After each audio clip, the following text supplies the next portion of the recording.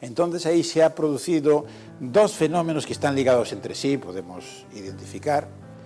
Uno es la irrupción de la idea de los derechos humanos o de los derechos fundamentales, como queramos llamarle, y otro esto del giro argumentativo, que es de lo que yo quiero hablarles, el giro argumentativo. Fíjense que para alguien, diríamos relativamente joven, yo qué sé, de 50 para abajo, pues probablemente está acostumbrado a ver el derecho desde el prisma de los derechos fundamentales, desde la perspectiva de la Constitución, etcétera, etcétera. Pero esto es bastante novedoso. Por ejemplo, yo cuando era estudiante en España, a finales de los 60, comienzos de los 70, pues no había cursos de derechos humanos, casi nadie hablaba de derechos humanos. Quien hablaba de los derechos humanos era, de alguna forma, sospechoso de que no era un verdadero jurista. Era, diríamos, alguien que quería meter la política, ¿verdad?, dentro del derecho. Sin embargo, unas décadas después se ha alterado completamente. Ya saben que hay una obra famosa de Bobbio,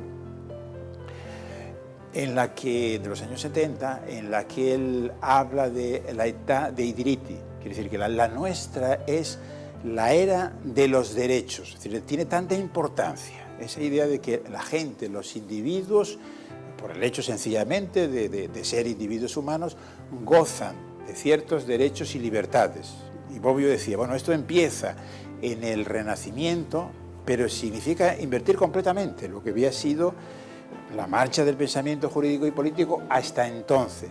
O sea, él dice, en lugar de ver el derecho y el fenómeno del poder, de arriba abajo, los derechos humanos, los derechos individuales, significa verlo de abajo arriba. En lugar del deber aparece el concepto de derecho, etcétera, etcétera.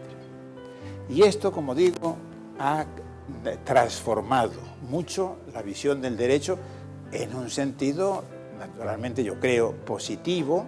Y fíjense cómo cuando se habla de la legitimación del Poder Judicial, se suele decir que su legitimación no es de origen, porque, salvo casos muy excepcionales, normalmente no son elegidos democráticamente. En ese sentido, de los tres poderes es el que estaría más alejado, ¿verdad?, de la democracia.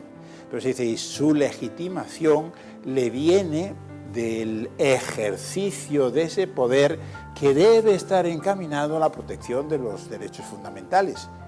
Y para lograr esto, para tener la seguridad de que efectivamente se logra eso, es, por lo que aparece, entre otras cosas, la exigencia de motivar las decisiones.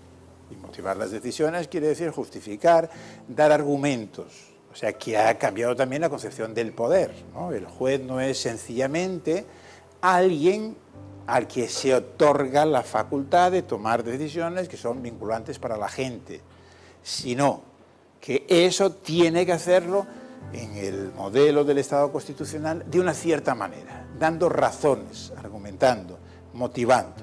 O sea que ya se ve la conexión de esto con el giro argumentativo del derecho. Lo mismo diría, si yo me pongo a pensar en lo que fueron también mis estudios en la Facultad de Derecho en España, en Oviedo, yo estudié al norte, en Asturias, pues creo que prácticamente nunca oí hablar de argumentación jurídica, de que hubiese algo así como una teoría de la argumentación jurídica.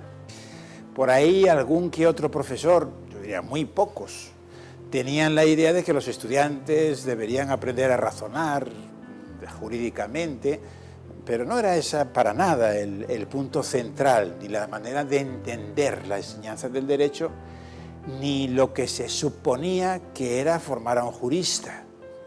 Más bien, como sabemos, entre nosotros, pues el derecho ha sido considerado como una cuestión libresca, memorística, formalista. Saber derecho era sencillamente saber los contenidos de las normas vigentes. Y entonces esto que ahora se llama el giro argumentativo del derecho, pues significa un cambio importante, ¿verdad? Significa que en lugar de pensar el derecho sencillamente como un cuerpo de normas, la imagen de la pirámide kelseniana, ¿no? Y que hay muchas otras que aproximadamente van por el mismo lado. Derecho es un conjunto de enunciados normativos organizados sistemáticamente que de vez en cuando pues surgen contradicciones, lagunas que hay que resolver, algo así. La idea del enfoque argumentativo del derecho cambia las cosas. Naturalmente no va a negarse que el derecho consista en normas, por supuesto que consiste en normas, pero diríamos, si usáramos así como una metáfora, ¿verdad?, de la informática, las normas es algo así como el banco de datos, pero necesitamos también el motor de inferencia para ponerlo a funcionar, para manejar esto que sería algo así como el material en bruto del derecho. Pero el derecho es una actividad con la que, a través de la resolución de los problemas jurídicos, se trata de lograr ciertos fines y ciertos valores. Y la manera de hacerlo, y sobre todo en el contexto de un derecho presidido por la idea de los derechos humanos, será el dar razón de cada una de las decisiones, o sea, argumentar. Por eso entonces argumentar está en el núcleo de lo que tendría que ser la formación de un jurista. Digamos, un jurista formado no es alguien que conoce las normas. Diríamos, en detalle, como sabemos, nadie las conoce, ¿verdad? O sea, ni siquiera los especialistas en ningún lado. Los especialistas en un sector del derecho no conocen todas las normas porque es imposible, toda la jurisprudencia, etcétera, etcétera.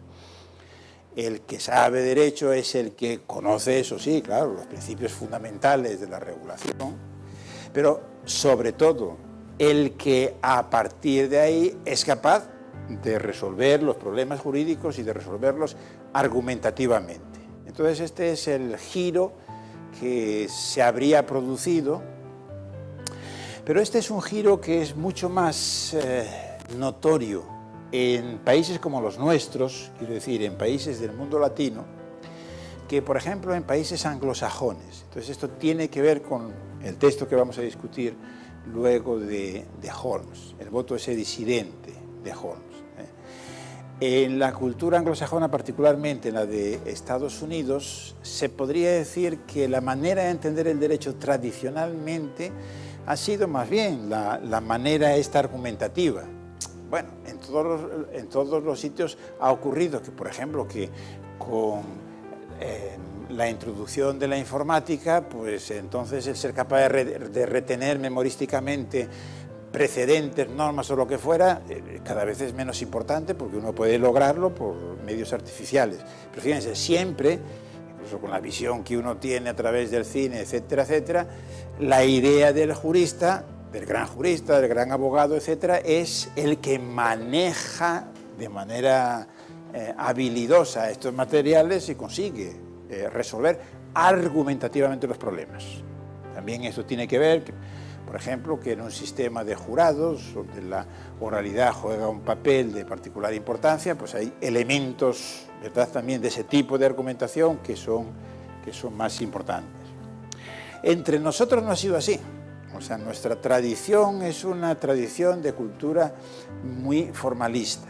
Y entonces yo creo que por eso es por lo que del giro argumentativo del derecho se habla sobre todo en el mundo latino. O sea, se habla en España, se habla en Italia, se habla en países latinoamericanos. Porque eso es algo así como una ruptura con esa tradición formalista. Y, en fin, tendría muchas consecuencias desde, como ahora les decía, la pura concepción del derecho, la manera de entender la jurisdicción, la manera de entender la enseñanza del derecho, etc. Bueno, ¿en qué consiste? Ya un poco más pormenorizado, entonces, este giro argumentativo del derecho que va de la mano de que vivamos en la era de los derechos y movimiento, como les decía también, que yo creo que desde un punto de vista político, ideológico, pues es más bien antitético de lo que está significando la globalización. Claro, por otro lado, cualquiera que sea realista se da cuenta que la globalización es un fenómeno que ha llegado para quedarse. Por lo tanto, de lo que se trata es de ver cómo podemos evitar los aspectos más negativos. Y como les digo también aquí, Yo creo que el derecho ha de jugar un papel muy fundamental, que eso es una de las cosas que los científicos sociales, los filósofos generalmente no tienen en cuenta. Yo creo que ahí tenemos un buen problema. La cultura jurídica es una cultura que, diríamos, no tiene mucho prestigio teórico. O sea, que la idea que tiene un filósofo, un sociólogo, etcétera, etcétera, del derecho es más bien negativa. Nos ven, yo creo, generalmente a los juristas como gente con poder.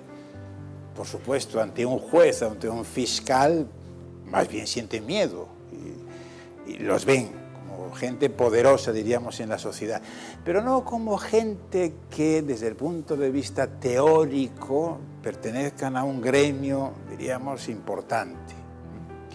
Yo creo que eso es una de las cosas que convendría cambiar, y no solamente cambiar, diríamos, porque bueno, si somos juristas, tratemos de que aumente nuestro prestigio social, Julia. No, casi cambiémoslo por ellos, por su bien. Porque yo creo que ni un filósofo, ni un economista, ni un sociólogo van a ser capaces de entender bien lo que pretenden entender la sociedad, un sector de la sociedad, si desconocen los aspectos jurídicos. Y de nuevo, el caso de la globalización yo creo que es bien importante. No darse cuenta de cómo el derecho no es un simple efecto, o sea, lo que ha ocurrido en el derecho, sino que también es causa. Pero claro, uno diría también, seguramente habría que hacer una autocrítica, que los juristas somos un tanto culpables de que nos vean de esta manera. Es decir, que lo del formalismo pues, es algo que efectivamente obedece a la realidad y que habría pues, algunos cambios importantes que introducir para lograr esto, ¿no? Bueno.